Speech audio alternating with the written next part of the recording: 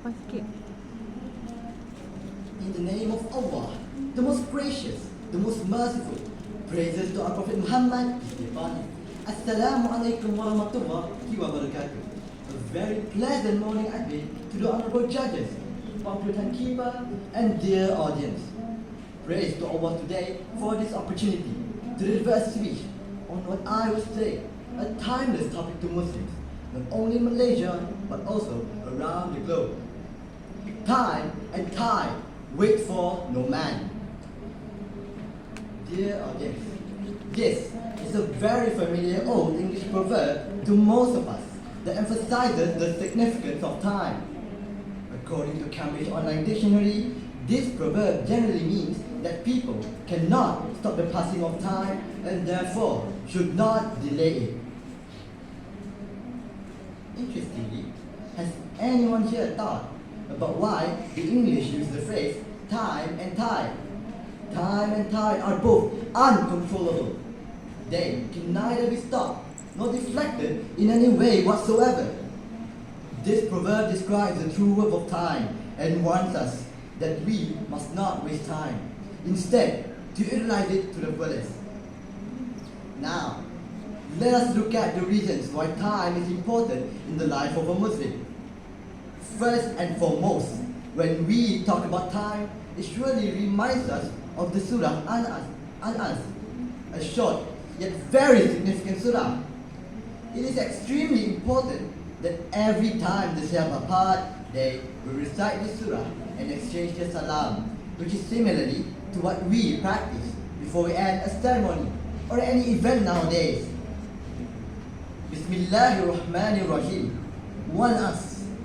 Innal insana lafi khusr illa alladhina amanu wa amilus solihat wa tawassaw bil haqq wa tawassaw bis sabr. By time, indeed, mankind is in loss, except for those who have believed and done righteous deeds and advise each other to truth and advise each other to patience. Why do the Sahaba recite Al-As before departing? According to Imam Shafi'i, if there is no other verse from Allah, this surah is indeed enough to act as a reminder for humanity. Al-As, in fact, encapsulates the entire Al-Quran. It acknowledges the importance of time and its implications on the life of a Muslim, which is having strong faith in Almighty Allah. It reminds us to carry out righteous deeds, calling out each other to the truth, as well as the need to be patient. Apart from that, Muslims must be conscious of time in every deed that they do, particularly when it comes to prayers, zakat, and fasting. This is because when duties and good deeds are performed on time, they lose meaning, impact, and blessings. As narrated by Uqbah bin al-Hadith alayhi salam, he once prayed outside Medina behind the messenger, peace be upon him. After finishing the prayer, the messenger got up quickly. When he returned, he saw their astonishment at his urgency and told them, I recalled that there was left with me some gold, which was meant for charity. I did not like to keep it any longer, so I gave orders that it should be distributed. And according. From the aforementioned hadith, the Prophet taught us not to delay charity and to hasten towards good deeds while we are able to, before obstacles such as poverty, sickness, and old age prevent us from being able to give and being able to receive blessings. Remember, friends, our duty as a Muslim comes first before other matters in this world. This brings us to the next point on the significance of time in Islam. On the Day of Judgment, we will be asked on how we spend our lives.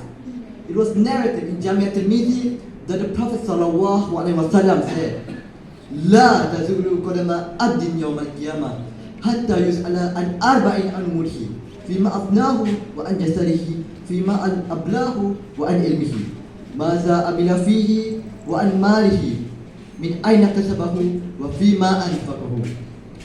The feet of the slave will not move on the day of judgment until he has been questioned about four things: his life, how he spent it; his youth, how he consumed it; his wealth, from where he earned it and how he spent it; and his knowledge, how we acted upon it. Therefore, think wisely of how we use our lives every day. As Umar al-Khattab said, I dislike that a man is free and not preoccupied by the matter of his religion or the matter of his worldly life. In relation to this saying, time management is deemed crucial in our lives as Muslims today, as the youth of the 21st century. Our world today is rapidly changing. Education nowadays is totally different from those years, the 70s, 80s, or even 90s. Reading, writing, and numeracy are no longer the only means to be successful. In fact, it is not enough. When we talk about employability, education, and hiring, the term 21st century skills are definitely mentioned. What are 21st century skills? These skills are based primarily on deeper learning skills like critical thinking, problem solving, and teamwork, including a combination of soft skills such as interaction, collaboration, processing information, and managing people, as well as hard skills, which mainly focus on information technology. Thus, it is our jihad as a Muslim youth today to do our best in seeking knowledge, upgrading our skills, and to be the strength of our nation. Do not waste time with trivial matters. All in all, the proverb, time and tide wait for no man, advises us to not waste time. Instead, to utilize it to the fullest. If we waste time, there is no way to reclaim it. I end my speech today with a verse from Al-Ankabut. أعوذ بالله من الشيطان الرجيم والذين جاهدوا فينا لنهدينهم سبلنا وإن الله لمع المحسنين. And those who strive in our cause, we will certainly guide them to our path, for verily Allah is with those who do right. May all of us be granted the strength to be loyal servants of Allah. Ya Allah, clean our hearts and actions from anything unpleasing to you, so that we can return to you in a state of peace and serenity. Amin. Thank you. Wabillahi taufiq wal hidayah. Wassalamu alaikum warahmatullahi wabarakatuh.